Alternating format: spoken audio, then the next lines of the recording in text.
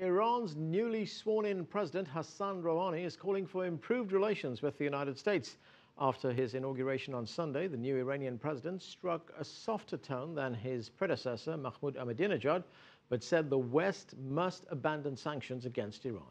Nathan King joins us now with international reaction to Rouhani's election and the potential for a breakthrough in the international standoff with Iran. Nathan? That's right. Everyone's looking for a sign that the Rouhani president might present an opportunity to break the decade-long deadlock over Iran's nuclear program, which, of course, Tehran maintains is for peaceful purposes, and Western nations believe is a cover for developing a nuclear weapon. Sworn in and endorsed by Iran's supreme leader, Hassan Rouhani now has the difficult job of improving the lives of Iran's 75 million people. US, EU and United Nations sanctions have hit the economy hard. Oil exports halved, inflation at 30%. The Iranian rial has lost nearly 70% of its value. Ending the nuclear standoff would do much to help. The only path to interact with Iran is through negotiations on equal grounds, reciprocal trust building, mutual respect, and reducing hostilities. There is a window of opportunity. Washington cautiously welcomed Rouhani's presidency. A White House statement Sunday read, should this new government choose to engage substantively and seriously to meet its international obligations and find a peaceful solution to this issue, it will find a willing partner in the United States. But even before Rouhani's inauguration, the US Congress passed a bill that could toughen already strict sanctions against Iran's oil exports. A breakthrough could come if Iran suspends enrichment of uranium, a precondition backed by the key negotiators with Tehran, the permanent 5 members of the United Nations Security Council, plus Germany. Washington is open to any change in Iran's policy. They are hopeful that the new team of nuclear negotiation would come up with new ideas, new offer, new potential for agreement. But the truth is that many things have not changed in Iran. America's ally Israel, however, remains skeptical of Rouhani, especially after the new president called Israel a sore. Benjamin Netanyahu's government has warned that time is running out for a deal with Iran and has signaled it would consider military strikes. The US has also said all options are on the table. And another source of tension between Iran, its neighbours and the West is Tehran's support for Lebanese militant group Hezbollah. That tension has increased as Hezbollah fighters are now fighting alongside Syrian government forces in that conflict. In his first comments on the Syrian crisis, Rouhani talked of the Syrian people, not the Syrian government, a difference in tone that could lead to reduced rhetoric on all sides. Rouhani, however, says his ultimate goal is to restore diplomatic relations with the US, severed after the 1979 Islamic Revolution. With decades of bad blood, will need more than words to heal, Anand. Nathan, there are, of course, other countries that are talking to Iran as well. You mentioned, of course, the other members of the United Nations Security Council, in addition to the United States, as well as Germany. How are they reacting to Rouhani's inauguration, and can they help in any way with the potential normalization of relations between Iran and the international community? I think Russia will continue to be key here. In fact, one of the 250 invited guests for the inauguration was the Speaker of the Russian Parliament, and he basically said, look, even though we're going to go through these P5+1 talks on the nuclear ambitions of Iran, we must maintain the fact that it has a right to produce nuclear energy for peaceful purposes. And also China has come out in recent days and criticized what's going on in the US Senate and the House about unilateral sanctions, saying the way to impose sanctions is through the UN. And both Russia and China at the moment are saying, look, let's hold off on any more sanctions until we see what the Rouhani government is going to do. And Germany, the other member of that P5+1, has also called Rouhani's inauguration an opportunity. So there's a little bit of optimism in the air, but the window, as we said, won't last very long. Okay, thanks, Nathan. Nathan King there reporting on the inauguration of the new Iranian president. Joining me now to talk more about Iran's new leadership is Flynt Leverett. He's an international affairs professor and the author of Going to Tehran, Why the US Must Come to Terms with the Islamic Republic of Iran. Flynt, thanks for joining us. Thank you. Well, as we heard, Rouhani has been formally sworn in as president of Iran.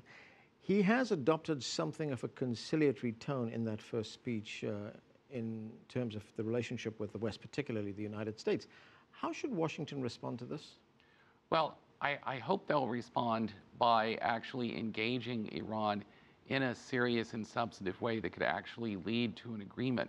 What I mean by that on the nuclear issue is that if the United States and its Western partners really want to do a deal with Iran on the basis of the Nuclear Non-Proliferation Treaty, which would entail recognizing Iran's right to enrich uranium under safeguards in return for greater transparency around Iran's nuclear activities, if you want to do a deal like that, Rouhani and the team that he's put together, they're an almost ideal set of interlocutors for doing that deal.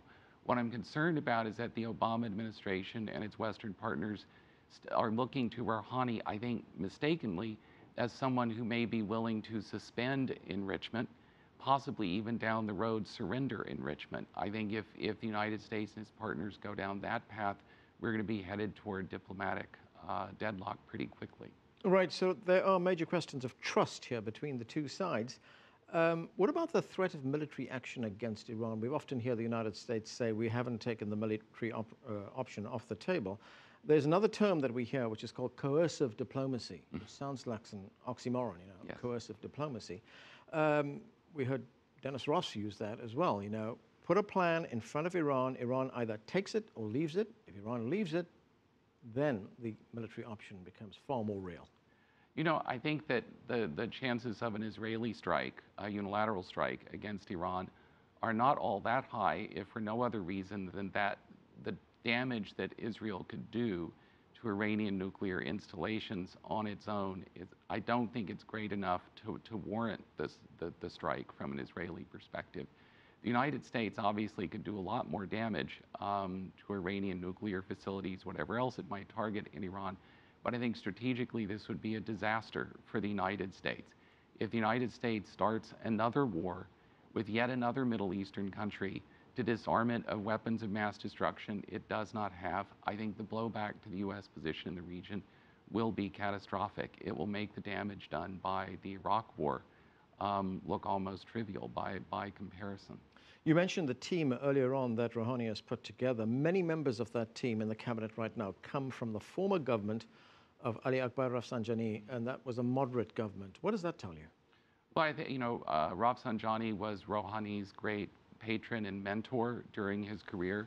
You're right, a lot of the team that Rouhani is bringing back to serve with him were also brought into Iranian government circles during Rafsanjani's administration.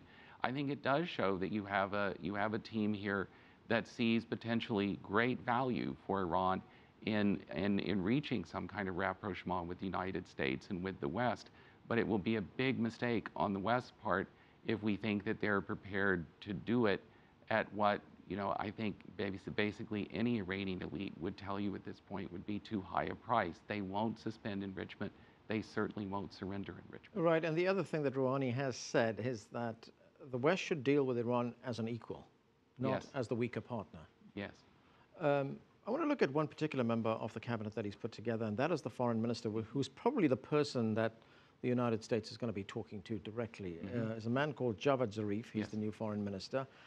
He's spent a long time in the United States. In fact, half his life has been spent in the United States. Yes. What does that appointment tell us? I think, again, it's a signal of Rouhani's seriousness. If you want to do a deal that's based on international legality, based on the Nuclear Non-Proliferation Treaty, based on a sense of respect for Iran's legitimate interests and rights, then with the appointment of Ambassador Zarif to be the new foreign minister, Rouhani and by extension the supreme leader Ayatollah Khamenei, they're putting the A team in there. They're putting the best possible team that the United States could have on the other side of the table if it's really serious about negotiating a deal that Iran could actually accept and would be legitimate by international standards.